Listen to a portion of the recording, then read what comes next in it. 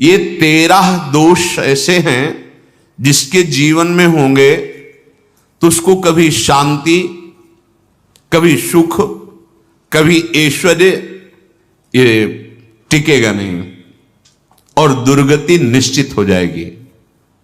बहुत ध्यान से सुने। एक श्लोक में 6 दोष और दूसरे श्लोक में 7 दोष। उपासक को कभी इन दोषों को अपने अंदर टिकने नहीं देना चाहिए। और जो संसार के मार्ग में चल रहे हैं, अगर इन दोषों में चलेंगे तो वो जो आपके पुण्य कर्मों से ऐश्वर्य है भी वो नष्ट हो जाएगा। आप दुख, चिंता, शोक से ग्रसित होकर बड़ा दुख में जीवन व्यतीत करेंगे और आपकी गति बिगड़ जाएगी, दुर्गति हो जाएगी। ये 13 लिख लो दिमाग में, डायरी में, क्योंकि ये नोट हो रहा है, आवाज डाली जाएगी। आप बार बार सुन, इनसे बचिए। अपनी बड़ाई, अपनी प्रशंसा कभी अपने मुख से नहीं करना, नहीं तो आपके पुण्य नष्ट हो जाएंगे, बुद्धि भ्रष्ट माने गिर जाएगी। अगर परमार्थ में चल रहे हैं तो भी, और व्यवहार में तो पुण्य नष्ट हो ही जाएंगे। बुद्धि गिरी हुई तभी ऐसी बात होती है। और यह दोष बहुतायत है, ये बहुत प्रभावशाली है। अपनी बड़ाई मारना, इसको देख लो, पकड़ो, सत्संग है। अपने मुख से कभी अपनी बड़ाई ना करना। अगर कोई अपने मुख से अपनी बड़ाई करता है तो उसके सुकृत नष्ट हो जाते हैं, बुद्धि भ्रष्ट माने गिर जाती, पतित हो जाती है, फिर निर्णय ठीक नहीं। अगर हमारा सारथी, हमारा ड्राइवर मूढ़ हो तो कहीं भी हमको गिरा देगा, तो वो बुद्धि भ्रष्ट मतलब गिर जाती है, निर्णय करने लायक नहीं रहती। अपनी प्रशंसा अपने मुख से करना। दूसरा, लोलुपता, ये वृत्ति नहीं होनी चाहिए। धर्म से चलेंगे, धर्म के द्वारा जो हमें प्राप्त होगा उसी से हम अपना भरण पोषण करेंगे। आपके बच्चे स्वस्थ होंगे, बुद्धिमान होंगे, परिवार में बहुत सुख और शांति होगी। भले दीपक की तरह जलो, बहुत काल तक रहेगी।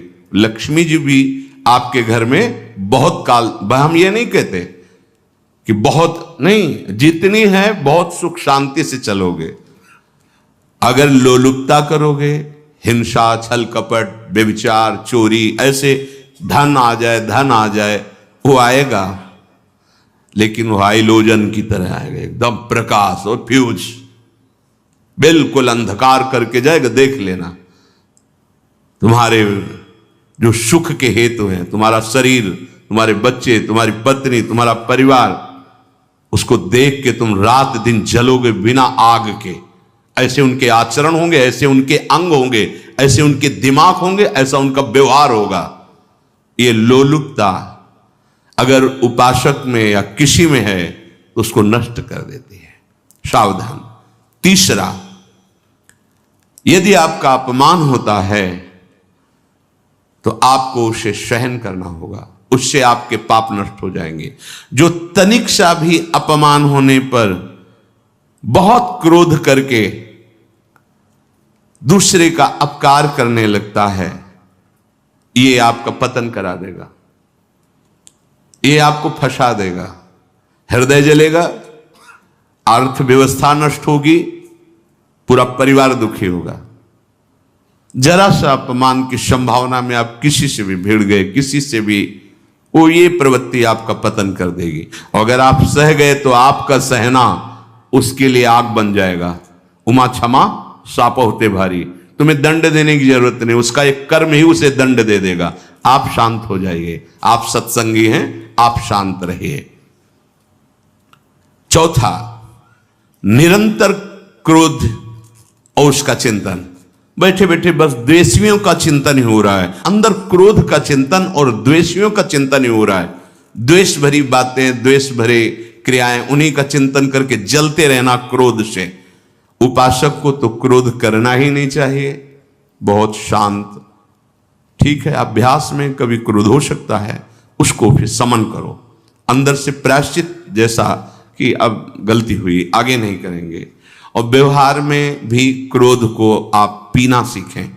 अगर बार बार आपका क्रोध प्रकट होता ही रहेगा, आपका स्वभाव बिगड़ जाएगा, आपके पुण्य नष्ट हो जाएंगे और आपका जीवन नष्ट हो जाएगा। देने वाला उतना दे देगा आपको, आनंदित रहो। पैसा खर्चा, सब पूरे जीवन का विध्वंस मचा दिया क्रोध ने। कहीं भी आप देखो, किसी से क्रोध करके देखो, फिर देखो तुम्हारा भजन चल रहा है, तुम्हारी वो आनंद वृत्ति है नहीं, जलोगे और वो जलन और गुस्सा दिलाएगी और वो बैठे बैठे जलो नहीं। ये क्रोध जो है, ये चाहे व्यवहार में हो चाहे परमार्थ में, दोनों की हानि करने वाला है। और आश्रित जनों की रक्षा ना करना। अगर कोई भाग कर आपके पास आ गया है, कोई पशु पक्षी या कोई मनुष्य, आपको चाहिए कि अब चाहे हमारे पहले प्राण जाएं, उसकी रक्षा करेंगे। सीवी जैसे तो कोई बिरले ही होते हैं, पर इतना जरूर ध्यान रहे, जैसे कोई पशु पक्षी किसी भय से आपकी सीमा के अंतर्गत आ गया है, अब उसकी रक्षा करनी है आपको।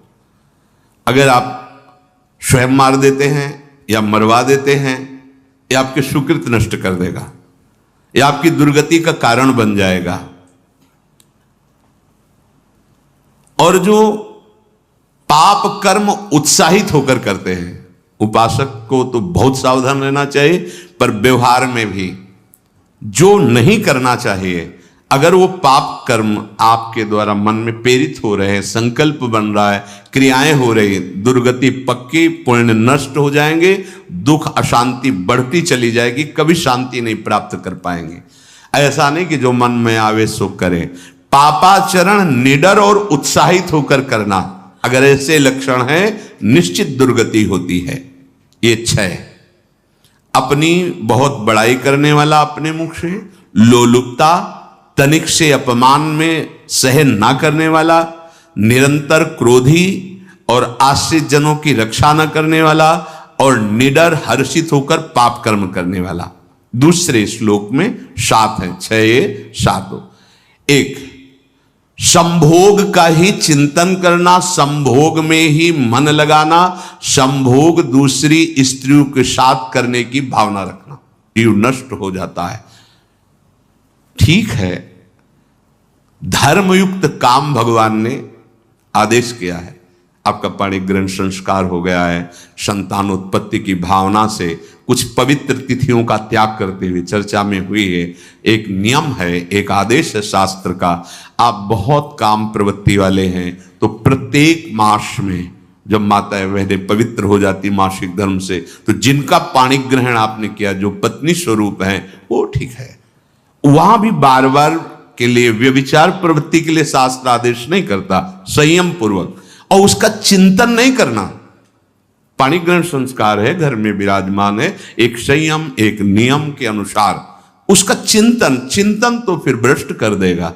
चिंतन प्रभु का करना है, चिंतन प्रभु की सेवा जो आपके कर्तव्य, इसके चिंतन से बचो। घातक है, बहुत बड़ा जहर है, अगर विषय चिंतन होने लगा तो मरोगे, जिंदा जलोगे, दुर्गति भी होगी। ये अंदर की जो आग है ना, कामाग्नि, ये इतनी बढ़ती चली जाएगी, तुम्हारे होश खराब हो जाएंगे कि मुझे क्या करना चाहिए क्या नहीं करना चाहिए। कोवा मदांधो मदना तुरोवा, अंधा हो जाएगा, नहीं दिखाई देगा अनुजा तनुजा क्या है कौन है, कुछ नहीं, भ्रष्ट बुद्धि। संभोग का चिंतन नहीं। धर्मयुक्त काम आदेश है शास्त्र में। यदि आप प्रवृत्ति मार्ग में हैं तो अपनी पत्नी को जो पाणिग्रहण स्वीकार किया है, वहां भी पवित्र तिथियों का त्याग करते हुए, एकादशी है, रामनवमी है, नवदुर्गा है, जन्माष्टमी है, राधाष्टमी, जो पवित्र तिथियों का त्याग करते हुए, और ऐसे जो मर्यादाएं हैं उसके अनुसार, और कहीं पराई स्त्री के साथ संभोग की बात, निश्चित दुर्गति पक्की है। ऐसे ही माताओं के लिए है, स्त्री शरीर के लिए है। यदि वो ऐसी गलत चेष्टा, तो पतिवंचक परपति रति करही, रौरव नरक कल्प सत परही। ये भोग चिंतन से बचने की चेष्टा कीजिए तो क्रिया से अपने आप बच जाएंगे। विषमता रखने वाला, सबके साथ बर्ताव ऐसा कि मैं बहुत श्रेष्ठ हूं और दूसरे सब नहीं, ऐसा व्यवहार नहीं। सब भगवत स्वरूप हैं, समान व्यवहार। जैसे आपके भोजन है तो जो आप पा रहे हो वही सबको दीजिए। बैठने की व्यवस्था, उठने की व्यवस्था, क्रम बाय क्रम, पर उसको भी नीच भाव से मत देखिए। उस कोटि का उसको प्यार दीजिए, दुलार दीजिए, सम्मान दीजिए।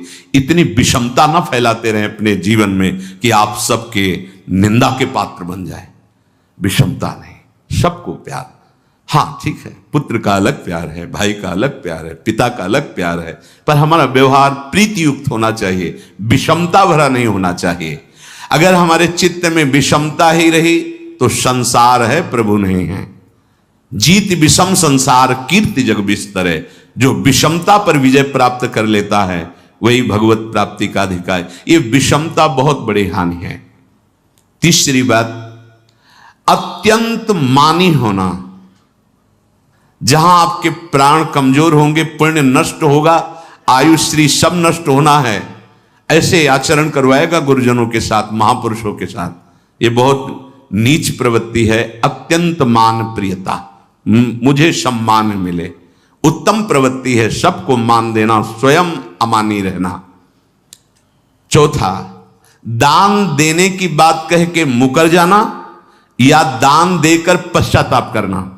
दे दिया है, बहुत जल रहे हो, दूसरे से वार्ता कर रहे हो कि पता नहीं क्या यार बुद्धि में हो गया, हमने उसको इतना कहा था, उतना दे दिया, क्यों दे दिया, ऐसा ऐसा, मतलब अंदर चिंतन करना, क्यों दे दे तो दिया।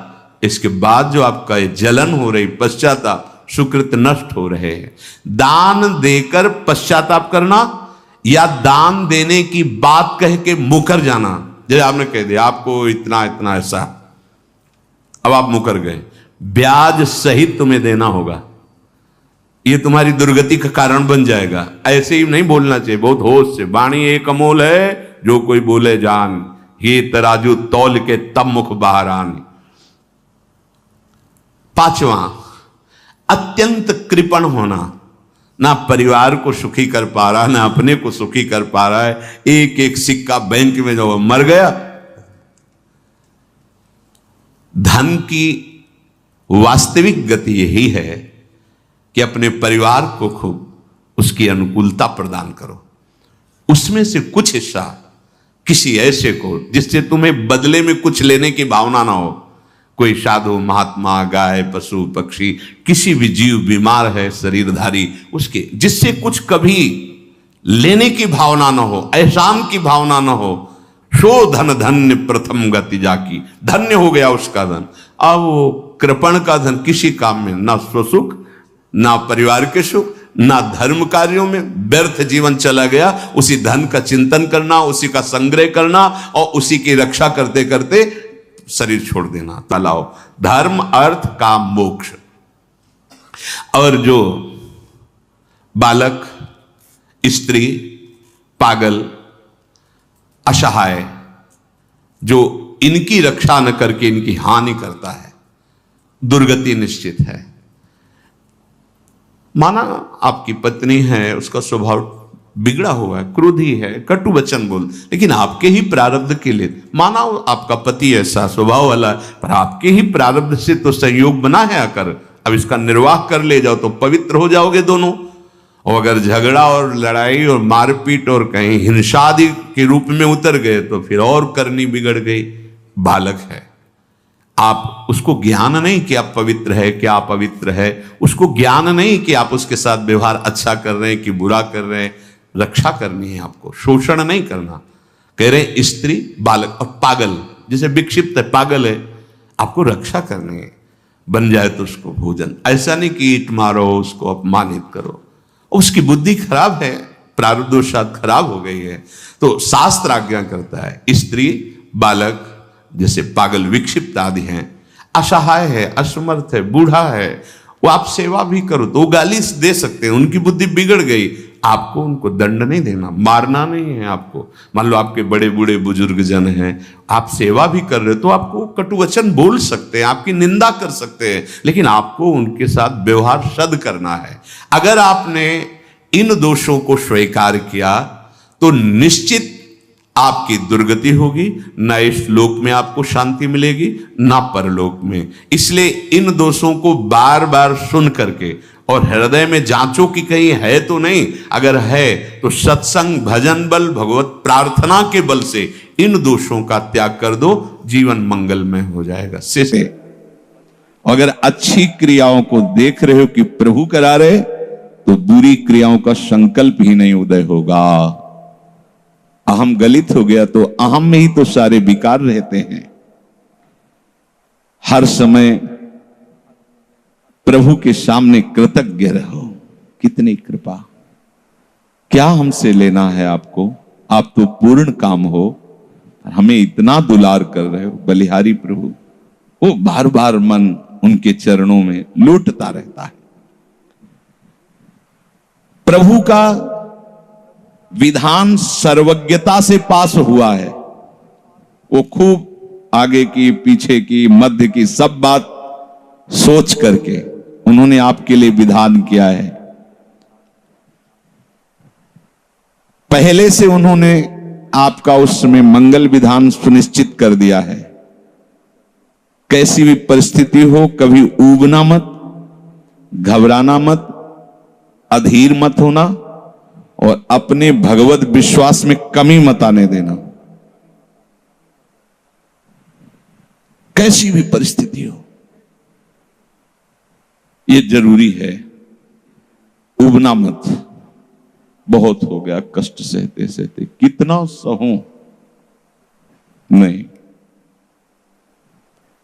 ये अगर ऐसा आ रहा है तो भी आप भगवद आश्रित नहीं हुए। नहीं, ऐसा आ ही नहीं सकता। बड़ा आनंद आता है कष्ट में, बड़ा आनंद आता है।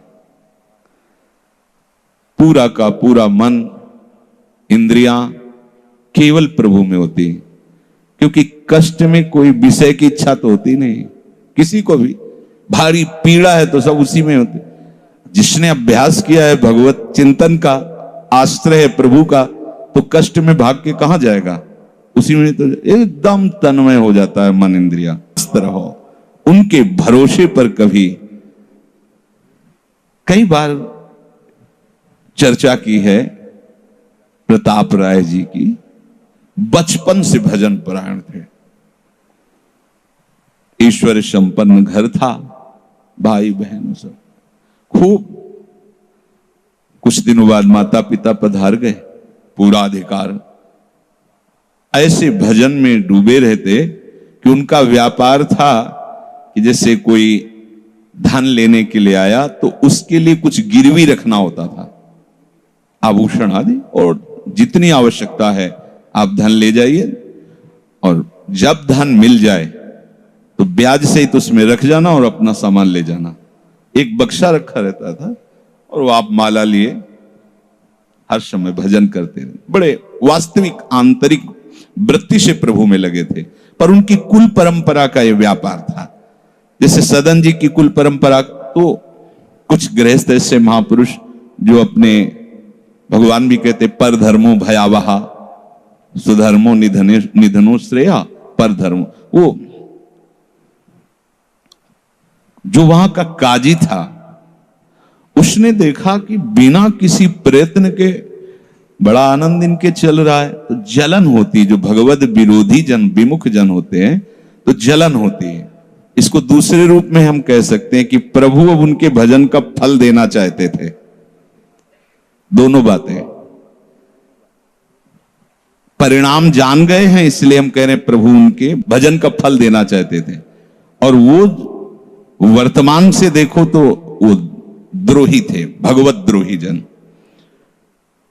3 लोगों ने काजी से मिलकर कहा, बड़ा सुख लूट रहा है, हम जाके देखा है, बढ़िया काम बन जाए। वो देखता भी नहीं कि बक्से में क्या रखा गया। ठीक, तो कुछ कंकड़ ऐसे झोली में, पहले थैली टाइप की झोली होती, गए, प्रणाम किया और कहा हमें 10,000 रुपए की आवश्यकता है, यहां लिखो दस्तखत, तारीख, दिन, और चेक भी नहीं करे। वो इतने विश्वास परायण भक्त थे, अभी तक ऐसा कुछ हुआ भी नहीं था। 10,000 रुपए दे।